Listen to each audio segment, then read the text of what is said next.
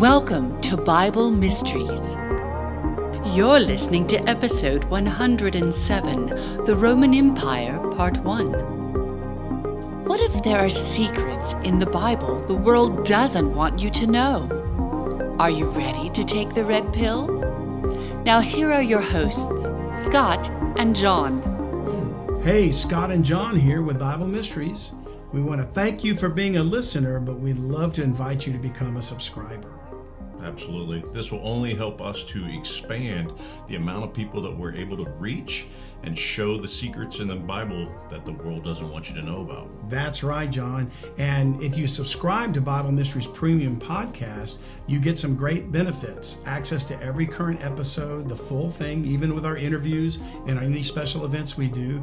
Plus, we have downloadable show notes. We have our community forum and Slack that you can join, and we have our Bible Mysteries monthly newsletter. So for just $7 a month, you can help support us get the word out and defeat the satanic global elite. To subscribe, just go to BibleMysteries.supercast.com. Thanks again for listening and enjoy the episode. Hello and welcome once again to Bible Mysteries Podcast. I'm Scott Mitchell. And I'm John Potts, and we're here to tell you about the things in the Bible that the world doesn't want you to know about. That's right, John. So we're going to continue today and talk about some more things the world doesn't want you to know. First of all, I just want to thank, again, our guest, Sylvia McKelvey, for a wonderful episode that she gave us. I hope you've enjoyed it as well. And don't forget, you can see the entire video on through our subscription service, Bible Mysteries Premium Podcast, and hear the whole thing as well. But today we're going to talk about the mystery Roman Empire, John. I like it. I think a lot of people think the Roman Empire ended many, many hundreds of years ago, but I think the Bible tells us maybe something else. You know? Okay. But before we get into that, I do want to give a shout out to some of our new subscribers again. So just as I like to go through 12 because that's the number of the apostles or disciples. And so we want to shout out to 12 more new subscribers, and that's going to be Colin A., Eddie F., Tim N., Kyle M., Jason T., Blake G., Francis C., Jana P., Jude M., Dawn F., and Robbie D. Oh, and one more, Anthony J. So to all of you that have joined us at Bible Mysteries Premium, thank you so much. You truly are helping us get the word out. That Jana P. sounds familiar. That sounds like my wife. I think she is. How is my wife not a subscriber? She is now. Actually, this list is from the beginning of it, so she was one of the first. I would say one of the first 20 subscribers for sure. That's awesome. Yeah. That's great. So shout out to Jana. That's great. Thank you to all you folks that do that, because we are trying to get this built up so we can reach as many people as possible. But also, we're trying to get this built up where Scott can do this on a full-time basis. Right, and so much more we'd like to do. I mean, absolutely. On location. When we do these interviews and they're Zoom interviews, that's great. But they're so much better when we're live and in person. I think the interviews with Ryan Peterson, where I got to meet him in person, was just one of the best. Yeah. So more of that to come, folks, as the resources become available and as the Lord sees fit. Yeah. So let's dive into this thing about the Roman Empire, John. First of all, the Bible prophesied of actually 5 kingdoms in the scriptures, not counting all the different world governments and kingdoms and everything else that we could count, and lose count for so many. But there were 4 Gentile apostate kingdoms, and then the 5th kingdom is going to be the Lord when he comes back. And it's interesting that 5 is the number of grace, So the Lord's kingdom, the kingdom of heaven, will be the 5th kingdom on the earth. Okay. But the first 4 were prophesied while the first one was running, and then the other 3 had yet to even be on the scene. Okay. And we find them in the book of Daniel. So let's turn to Daniel chapter 2. Daniel chapter 2, because that's where the prophet Daniel had a vision, or actually he interpreted a dream or vision that King Nebuchadnezzar had. Mm-hmm. Now, you might remember that name, Nebuchadnezzar. Yeah. He was the king of Babylon. And as it turns out, we'll see Babylon was the first kingdom. in this list of prophetic kingdoms. Not the first kingdom that ever existed, but the first one that God recognizes in his prophetic timetable. Okay. So starting in Daniel chapter 2 and reading in verse 31, we see Daniel telling what the dream was and giving the interpretation. He says, "Thou, O king," he's talking to Nebuchadnezzar, "Thou, O king, sawest, and behold, a great image. This great image, whose brightness was excellent, stood before thee, and the form thereof was terrible. This image's head was of fine gold, his breast and his arms of silver, his belly and his thighs of brass, his legs of iron, his feet part of iron and part of clay." So this was the dream Nebuchadnezzar has. He saw this big image or statue of some kind, and it was made of these composite pieces. Yeah. All right? And we're going to see what they represent in just a moment. But in verse 34, he says, "Thou sawest till that a stone was cut out without hands, which smote the image upon his feet that were of iron and clay, and brake them to pieces." So this stone cut without hands is going to be the thing that destroys the entire image, but it hits it in the feet and legs, which is the end of the kingdoms. It's going to be the last or the fourth of the kingdoms. Okay.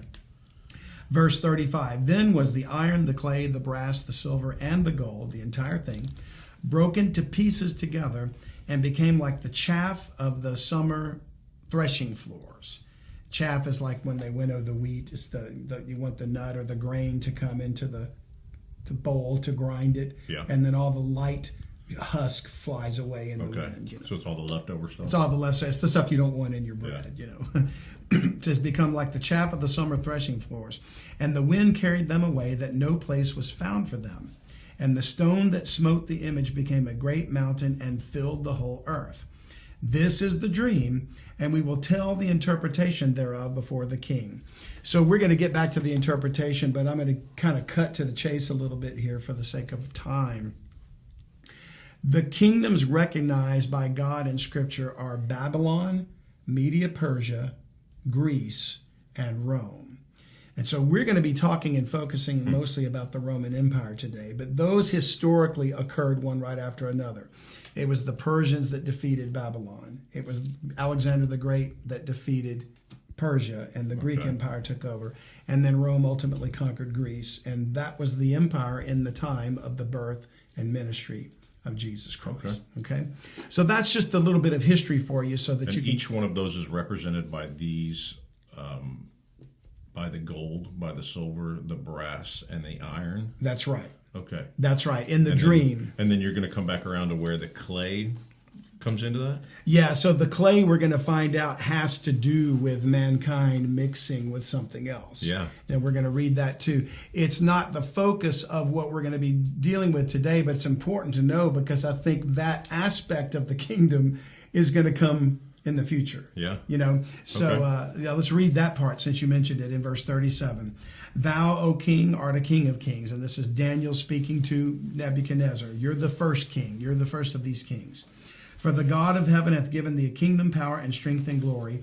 And wheresoever the children of men dwell, the beasts of the field and the fowls of the heaven hath he given into thine hand, and hath made thee ruler over them all. Thou art this head of gold." Okay. So clearly we see Babylon sets the type, and it's the golden head of the image. "After thee shall arise another kingdom inferior to thee," and that was Media Persia. "And another third kingdom of brass, which shall bear rule over all the earth," and that ends up being Greece. Okay. And we know this historically, but we're also going to see other dreams that basically tell the same history with a different image. Okay. "And the fourth kingdom shall be strong as iron." Now, this is the Roman Empire, and they were, in fact, the largest of the kingdoms and the most cruel and punishing of the kingdoms. And when we look at it historically.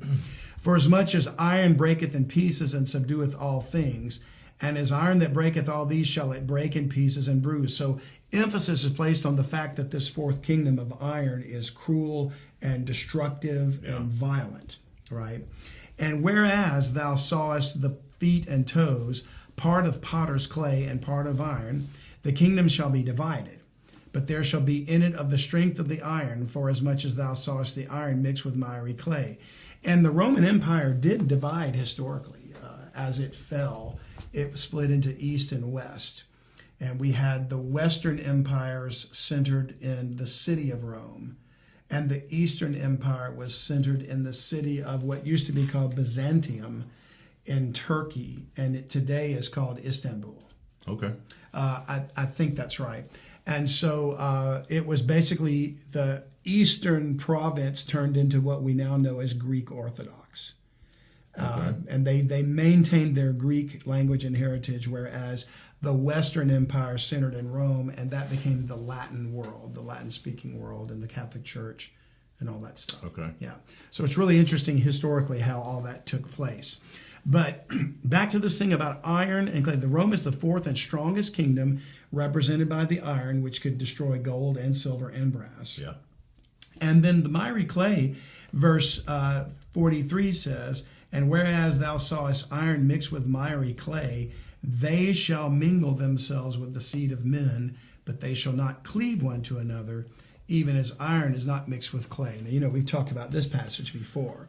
Yeah. And I believe it's a reference to the fallen angels intermingling with the seed of men as they did in Genesis 6.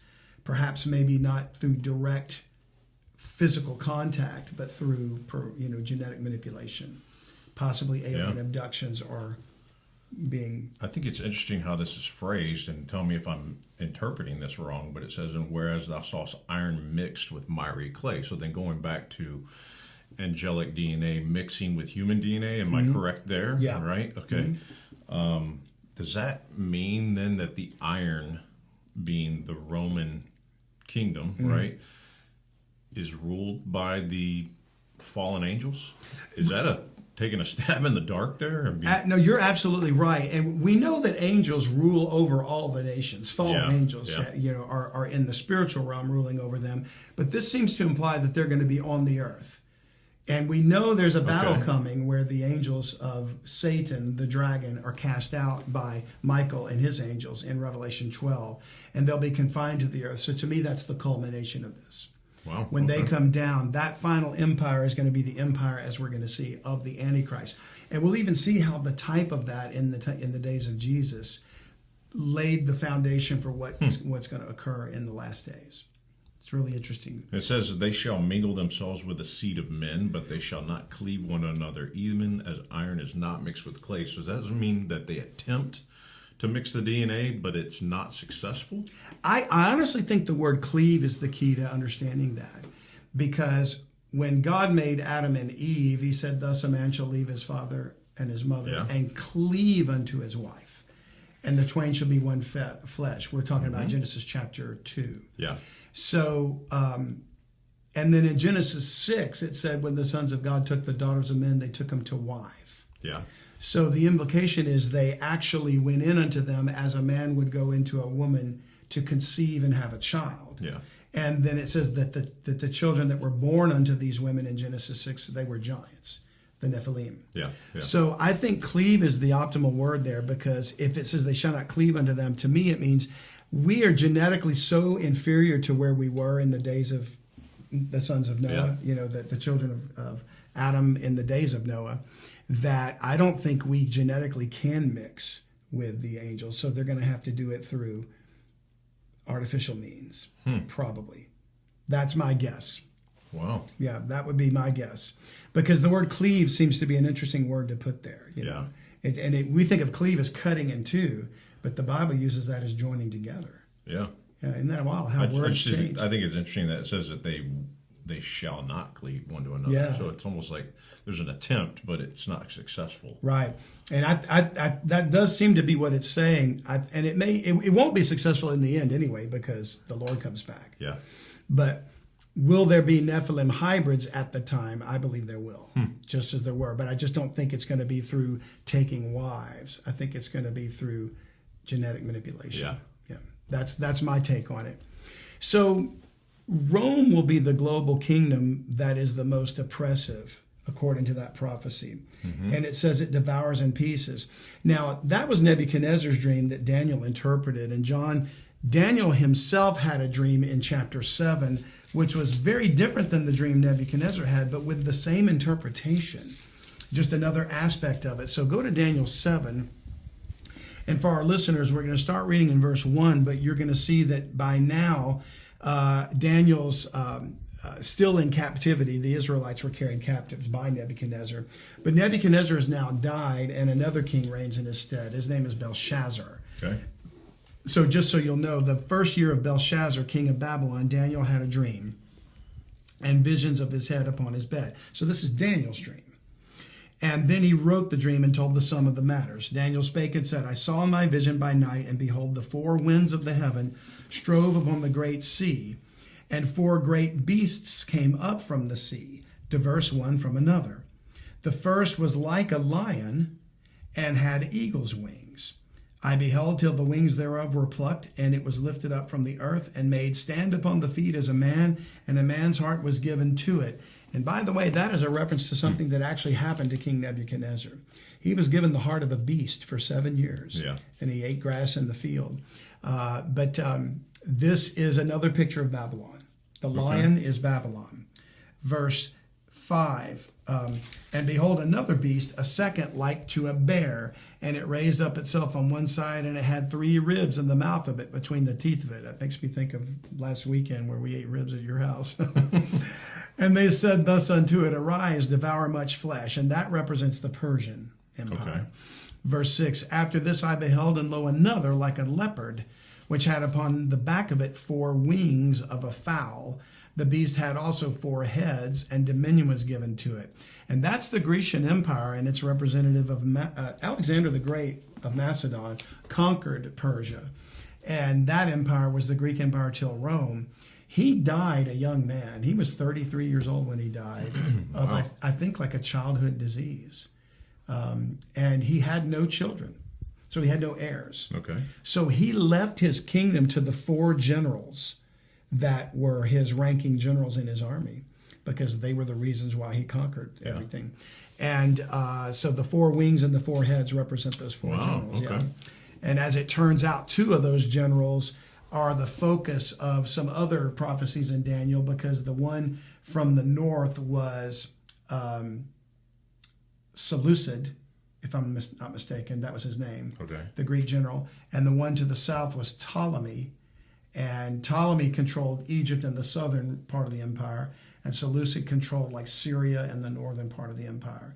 And there's going to be wars in the last days between the king of the north and the king of the south. Yeah. So it's sort of an offshoot of those 2 Greek generals. I like it. But anyway, we're going to get to verse 7. After this, I saw in the night visions, and behold, a 4th beast, dreadful and terrible, and strong exceedingly, and it had great iron teeth, not legs this time, but teeth. Yeah. It devoured and brake in pieces, same as the one did in Daniel 2. And stamped the residue with the feet of it, and it was diverse from all the beasts that were before it, and it had 10 horns. Now, this is, again, Rome, the Iron Kingdom, and the 4th beast. But this beast isn't given a description. We had something of a lion, the first one, a bear, the second, and a leopard. But this one just says it was dreadful and terrible. And we're actually going to see that beast is described in Revelation, because this very dream that Daniel has is also the same vision that John was given in the Apocalypse. Okay. So we're going to go back and look at that in just a moment. But before we leave Daniel, I want you to go back to chapter 2, because as Rome is the 4th kingdom in both instances, what I'm going to try to posit today is that the Roman Empire wasn't actually destroyed. It went into mystery form. Okay. And it will be revitalized or resurrected, so to speak, before the Lord comes back. So what do you mean by that? Do you mean that it's not that it's in hiding or behind the scenes, or has it just been broken up, for lack of better terms, but it's still there, right? I think it's both. Okay. It's hiding behind the scenes, secretly broken up and running things. So it's individual countries and whatever. Yeah. It's this country over here in the Western Hemisphere, maybe these 2 or 3 countries over here in Europe, maybe and this particularly country. in the West. But it's all still the Roman Empire, right? And it's all going to come back together in the end times. And when we look at if we get to it today, if we look at the symbols of Rome and the parallels we can draw now, it's kind of frightening. Okay. Yeah, very interesting. So anyway, I want to read one verse before we leave Daniel, because in chapter 2, right after we read about the iron and the miry clay, and we see that that was the fourth empire, the Iron Empire, the fourth beast empire. Yeah. It says in verse 44, and in the days of these kings shall the God of heaven set up a kingdom which shall never be destroyed. And the kingdom shall not be left to other people, but it shall break in pieces and consume all these kingdoms, and it shall stand forever. And we're going to see that the God of heaven's kingdom is when the Lord Jesus Christ comes back. Yeah. So the kingdom of heaven, by prophecy, is going to arrive. In other words, the Lord's going to come back during the Roman Empire, during the fourth beast or the fourth kingdom. So that right there tells us that there's something going on with Rome. It's all is not as it seems. Now, mentioning Daniel chapter 7 with the four beasts that rose up out of the sea, that dream Daniel had is fulfilled in the book of Revelation chapter 13. So we'll turn to Revelation 13, because while Daniel saw a prophetic picture of it in one aspect of a dream, John literally was taken forward in time to write as it happened. Okay. So Revelation chapter 13, verse 1, he says, and I stood upon the sand of the sea and saw a beast rise up out of the sea. Now Daniel saw four beasts. Yeah. You remember? Yeah. And one after another. John sees one beast because he's looking from the vantage point of the future. Yeah. Daniel wrote prophetically. He was before the beasts arrived. Yeah. Now John He is was writing during the kingdom of Babylon. That's right. So the first beast was just coming up out of the sea. Whereas John writes, all four beasts have already arisen and had their place in history. Okay. Yeah. So he says, I saw a beast rise up out of the sea, having 7 heads and 10 horns, and upon his horns 10 crowns, and upon his heads the name of blasphemy. And in a moment we're going to see that this beast is the fourth beast, the fourth kingdom.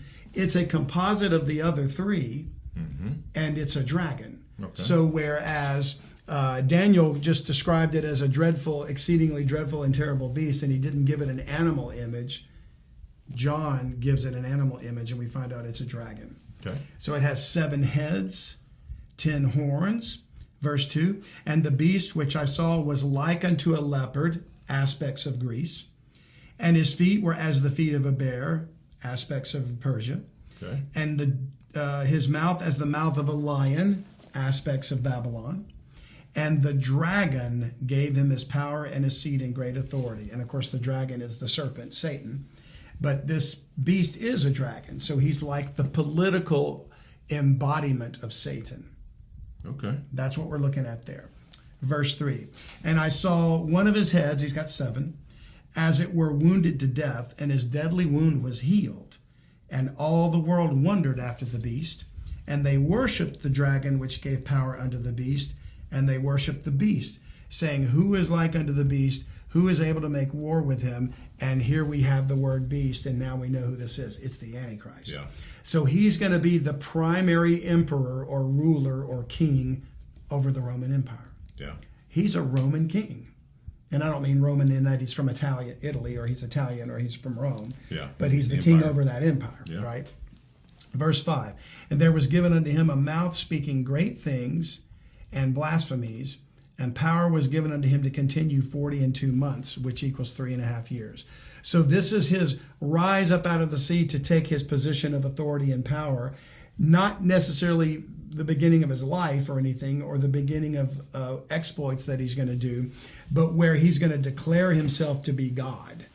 So it's the beginning of his end. Is this at the beginning of the tribulation, or is it in the middle? This is at the midpoint. Yeah. Okay. I would say this is the middle of the 7 years of tribulation. Okay. Hi, if you're enjoying this podcast, please consider being a full-time subscriber. We are going to use these funds to expand the message and get the word out about what's in the Bible that the world doesn't want you to know about. That's right, John. We appreciate you listening, but we'd love it if you'd subscribe. That way we can reach more people with the time we have left.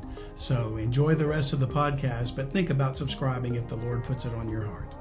To subscribe, just go to BibleMysteries.supercast.com. Thanks. Because he rises up out of the sea, and it's sort of like a picture of the whole thing. You know, he rises out of the sea maybe at the beginning of the 7 years, but the fulfillment of his blasphemy is in the middle. Okay. In after 3.5 years, and he'll continue his oppressive, destructive, persecuting, iron breaking into pieces behavior for 42 months. Okay. All right. Now, Rome will be the kingdom of the Antichrist then. It's the fourth beast, a seven-headed dragon, which is a composite of all the other kingdoms. And this one king encapsulated in the beast is the man of sin, the son of perdition, and probably a Nephilim hybrid himself, I think fathered by Satan himself. Wow. Yeah. Now, I mentioned that Rome didn't get destroyed or didn't fall apart. You know, Rome fell. They say Rome fell. Well, it did, maybe in one aspect, but it is in mystery form. And I say that because there's biblical precedent for it. The Bible doesn't say mystery Rome or Rome went into mystery form, but we do learn this about what Jesus said in Matthew 13. So go with me to Matthew 13. Because Jesus Christ didn't start speaking in parables until Matthew chapter 13. He was speaking openly and plainly for 12 chapters of Matthew. And in chapter 12, some leaders of Israel blasphemed the Holy Spirit. Okay. And when they did that, from that point forward, he started speaking in parables. And he tells his first parable in Matthew chapter 13. I'm not going to read it. It's a parable of the sower and the seed. But in verse 10, we read, after he tells this first parable, and the disciples came and said unto him, why speakest thou unto them in parables? Implying that he hadn't done this before. Yeah. He answered and said unto them, because it is given unto you to know the mysteries of the kingdom of heaven, but to them it is not given. So the kingdom of heaven went into mystery form here. Okay. For whosoever hath, to him shall be given, and he shall have more abundance. But whosoever hath not, from him shall be taken away even that he hath. And I think he's referring to faith. Therefore speak I to them in parables, because they seeing see not, and hearing they hear not, neither do they understand. He's talking about unbelieving Israel. And in them is fulfilled the prophecy of Isaiah, which saith, by hearing ye shall hear and shall not understand, and seeing ye shall see and shall not perceive. For the heart of this people, or this people's heart is Israel, is waxed gross, become thick like a callus. Okay. And their ears are dull of hearing, and their eyes they have closed, lest at any time they should see with their eyes and hear with their ears, and should understand with their heart, and should be converted, and I should heal them. But blessed are your eyes, he says to the 12, for they see, and your ears, for they hear. For verily I say unto you that many prophets and righteous men have desired to see those things which you see, and have not seen them, and to hear those things which you hear, and have not heard them. So I believe that the kingdom of heaven went into mystery form right here due to that blasphemy spoken. Okay. And he told many parables as a result of that. So there's precedent for a kingdom going into mystery form. Had Israel accepted the offer, repent for the kingdom of heaven is at hand, it would have gone right into the kingdom of heaven. Okay. Maybe the tribulation first. Yeah. But they didn't, and so it went into this form of a mystery. Well, the devil has his own form of a mystery, and Rome isn't mentioned in it, but Paul does mention it in 2 Thessalonians chapter 2. 2 Thessalonians chapter 2, which both Thessalonian books have a lot to do with the Antichrist, especially 2 Thessalonians. But in chapter 2, we'll start reading in verse 7. 2 Thessalonians 2:7 says, for the mystery of iniquity doth already work. Only he who now letteth will let until he be taken out of the way. And then shall that wicked be revealed. That's the beast, the Antichrist, whom the